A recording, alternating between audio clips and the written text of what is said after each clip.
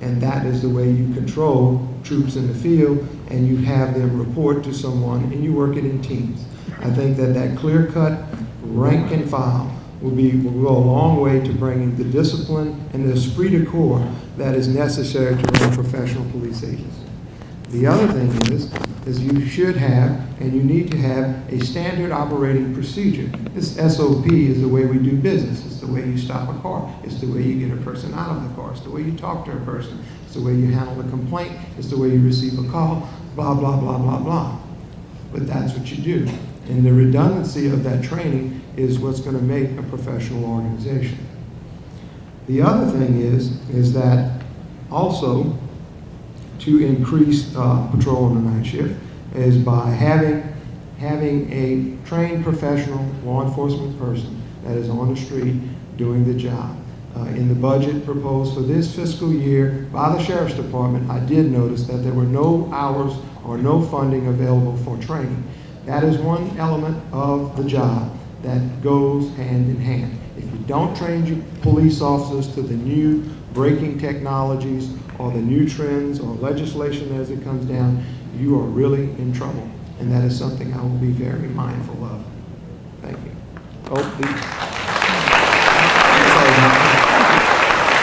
You were going to ask me one question, but you gave me two. The other thing was to assure the financial strength of your agency, Doctor, was that I intend to be a good steward of the funding. I'm very tight with my money, and I'm very tight with your money. I'll be even tighter with your money.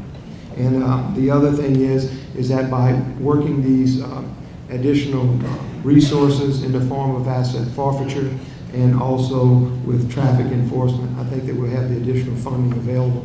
And I'm also a grant writer.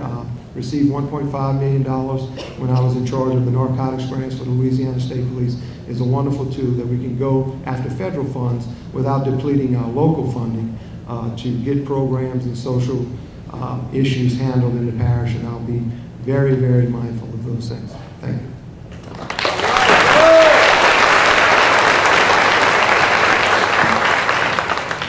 How would you help the public school system in the area of drug prevention and discipline?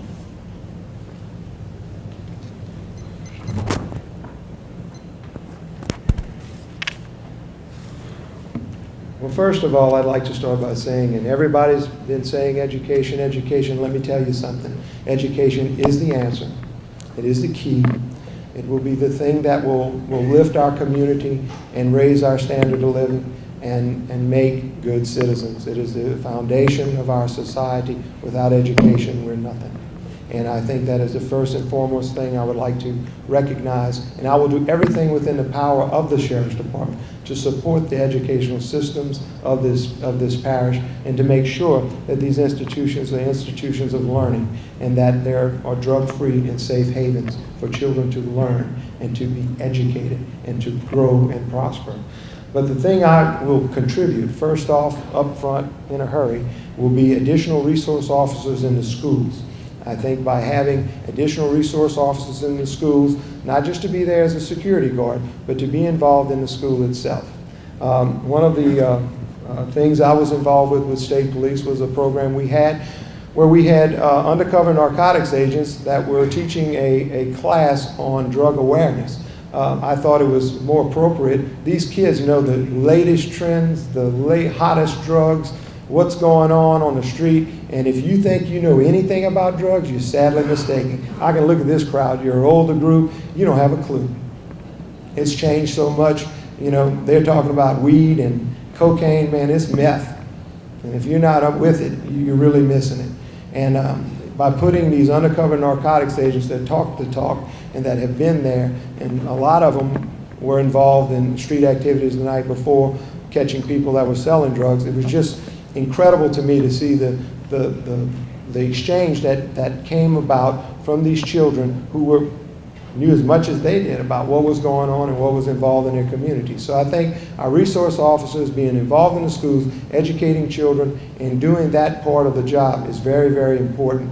And I think that one thing is going to really help us if we start educating ourselves, educating our community, the pitfalls and problems of drugs, how it works and how things are proliferated in the drug trade, will go a long way with developing the intelligence base and the data and the information so that police officers in the sheriff's department can also address the crime on the other end. Now, discipline in the schools, it's a problem. And I think I have an alternative. I have an idea. We have administrative rules and regulations that are in the school system in the form of don't chew bubble gum, don't turn in your homework, or whatever. Then you have your criminal statutes on the other end. And I'm sure that my two attorneys who are here tonight could correct me if I'm wrong, but I think, first of all, is that if we would promulgate rules and regulations, and I'd like to get with the school board because I'm very interested in this idea. We did it in the gaming industry where we promulgated rules and regulations and introduced it into the gaming industry where we regulated the gaming industry. I think it's something that we could go, that would bridge the gap between a felony or a criminal act and also an administrative rule and regulation. I think that the best enforcement to correct problems is one that is very flexible and adaptable to all situations, and that fills the gaps between a felony and chewing bubble gum in class.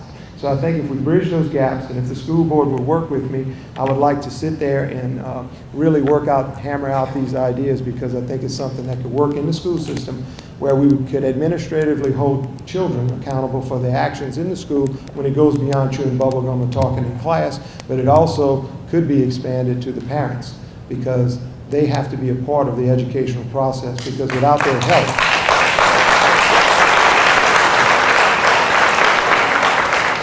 we're not going to be able to correct those problems. Third question.